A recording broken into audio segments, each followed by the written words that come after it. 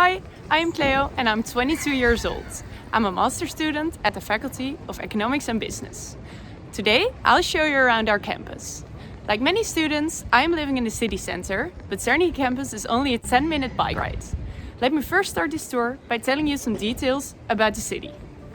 Groningen is a great student city. I mean, 1 in 4 people here is a student, and the 50,000 students in our city bring the average age of the town down to 36. You'll see students everywhere, and there's always something to do. The university buildings are situated all around Groningen. The Academy building and a number of faculties can be found in the city center. Zernike Campus is home to some faculties, and it's where the Faculty of Economics and Business is located. Will you follow me to Zernike Campus? So the bike ride took even less than 10 minutes. Normally, this place is packed with bicycles, but now staff and students are told to work from their home, so it's very quiet now. Let's go in. But before we do, I have to put on my face mask.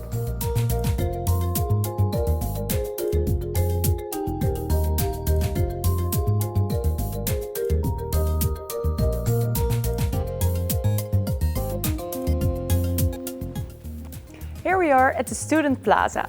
This is where various facilities are located, like student sport desk, study associations, career services, and also an espresso and sandwich bar. This is also one of the places where I would meet up with my fellow classmates to prepare for an assignment or just to have a cup of coffee. The Plaza is also the place where we host our events, like information days for prospective students. We also organize our social activities here, because it's a nice meeting place.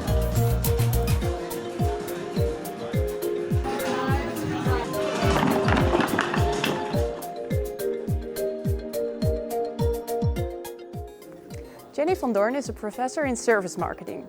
She will tell us more about research and why a robot is sitting next to her. Hi, human. I'm happy to share with you why a robot is sitting next to me. This is Pepper, and in my research, I look at the question what it takes to make people accept robots like Pepper serving them in healthcare. Pepper, would you like to work in healthcare? Yes, great idea. I would love that. So what we know from literature is that people are somewhat reluctant to accept a robot helping them because they find them eerie, they find them creepy.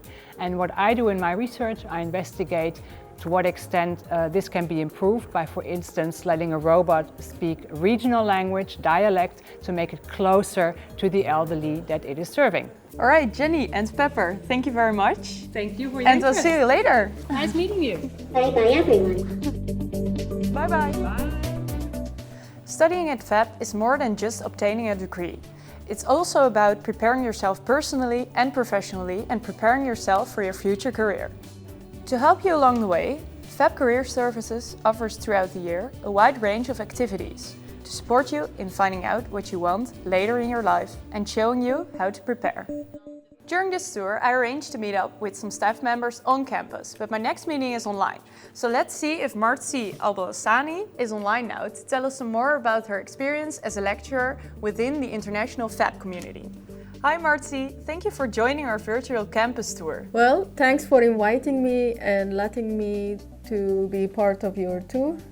Can you share with us what it's like to lecture within an international FAB community and how you go about intercultural differences in the classroom? Indeed, it is international environment, FEB community, and in my area, international economics. That's very interesting because when I want to know specific information about a specific country, I can find the colleague that is from that country actually and discuss it face to face and get very realistic and deeper overview about that country. About the intercultural differences in the classroom, I do all my efforts to make sure that I'm creating safe environment. I know from my personal experience, I'm myself from Iran, and I know that if you are from different country, you have different culture.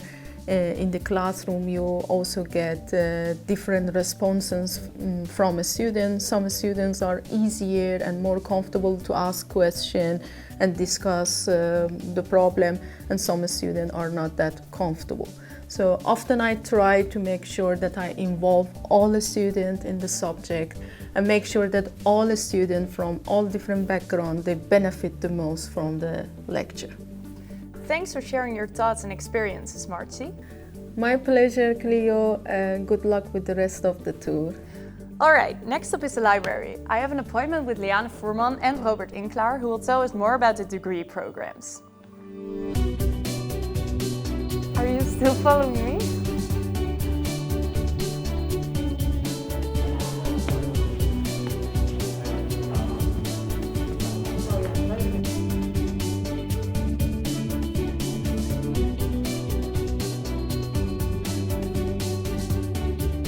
The library is the place where you can find books and journals, but it also has over 150 study places and also study cabinets for personal use or in small groups. Personally, it's my favorite place to study.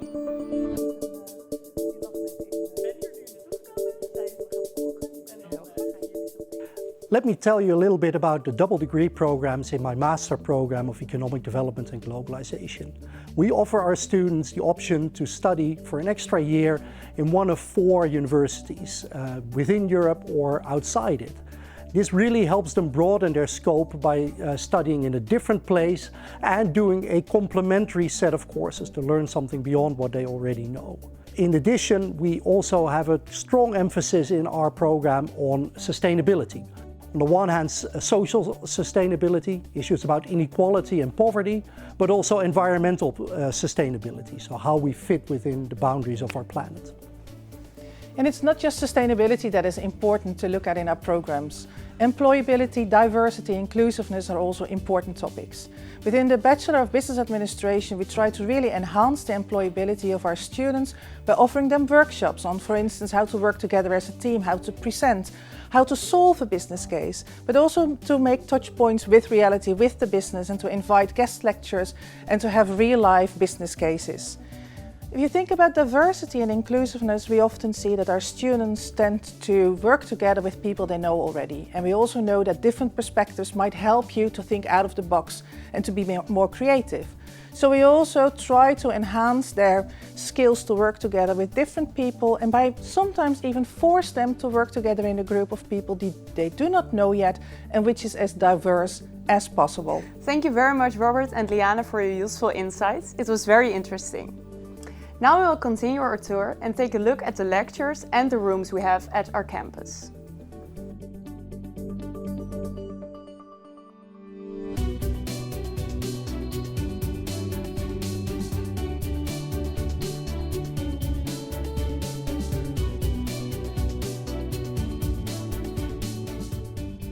This is one of the biggest lecture halls we have at our faculty because 300 students fit in here. Now with the pandemic, we still offer on-campus education for certain groups. And because of big lecture halls like this and smaller groups of students can easily keep 1.5 meters distance. Here on campus, there's also the Aleta Jakobsol, which has a large number of lecture and examination halls.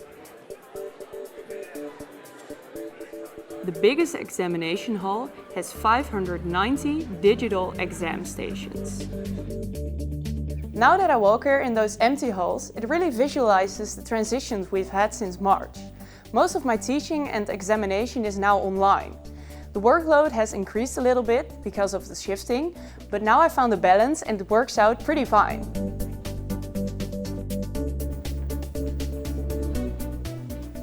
I wonder if Hans Risselada can provide us with some insights on how the faculty adapted to online teaching. Hi. Hi. In March, we put together a diverse team of lecturers, educational quality and Nestor support staff to help out our colleagues with the sudden transition to online teaching. Within FEB, we luckily already had quite some experience with online teaching tools and digital assessment. The key focus of our team was to bring together all the information on online teaching and communicate it clearly to students and staff. We did this by creating an online platform where we shared all the information and made a discussion board. And we also created workshops where one of our colleagues would share one of their best practices and answer questions. It was really great to see that even in these challenging times, a lot of our colleagues were willing to help out others and together try to keep up the high quality of teaching that we have here within FEP. Thank you very much, Hans. I'll see you around. All right, bye-bye. Bye.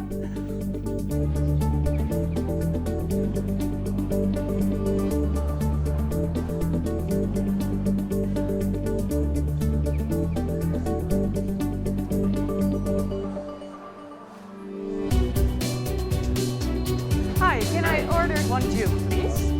Large.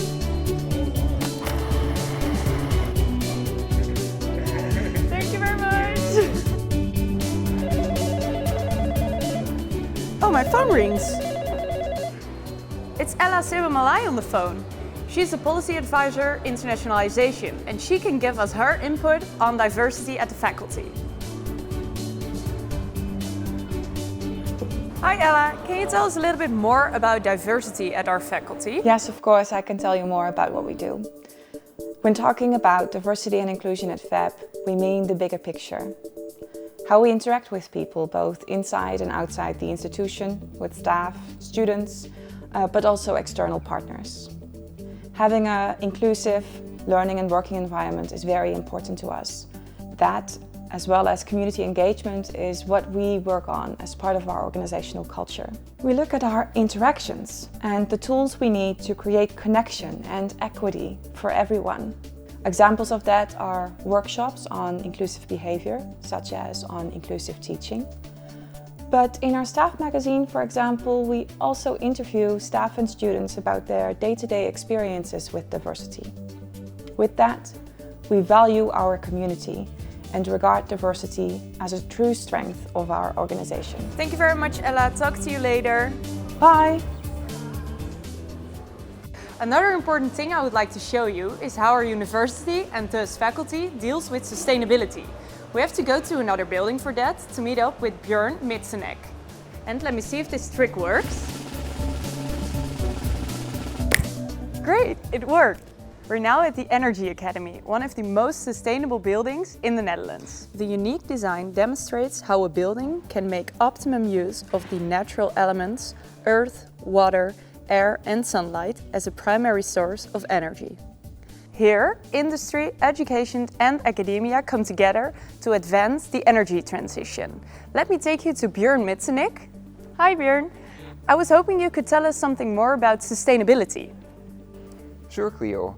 Here at the FAB, we actually have a lot of colleagues who work on societal grand challenges like the energy transition or tackling inequality, generating advice for economic policy and business practice.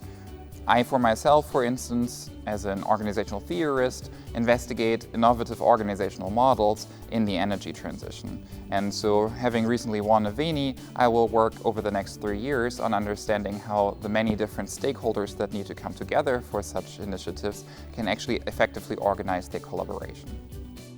But we do not only research and teach sustainability, the university overall is also committed to becoming more sustainable itself. It has actually been recently ranked amongst the top 10 universities in the world in terms of sustainability. That's very interesting to hear, Björn. Thank you very much. You're very welcome. Bye-bye. As this virtual campus tour is coming to an end, there's still one person that would like to say something to you. And it's the Dean of our faculty, Peter Verhoef. I hope you had a very good view on our faculty and campus through this virtual tour. Of course, it's a pity that we cannot meet each other in person here in Groningen. But I hope that through this tour you've seen the ambition of our faculty, you've seen what we can offer here, and you've seen how innovative we are, for instance, with digital education. We also would like to invite you, when everything is normal again, we meet each other here in person in Groningen and, for instance, drink a cup of coffee here at the food court.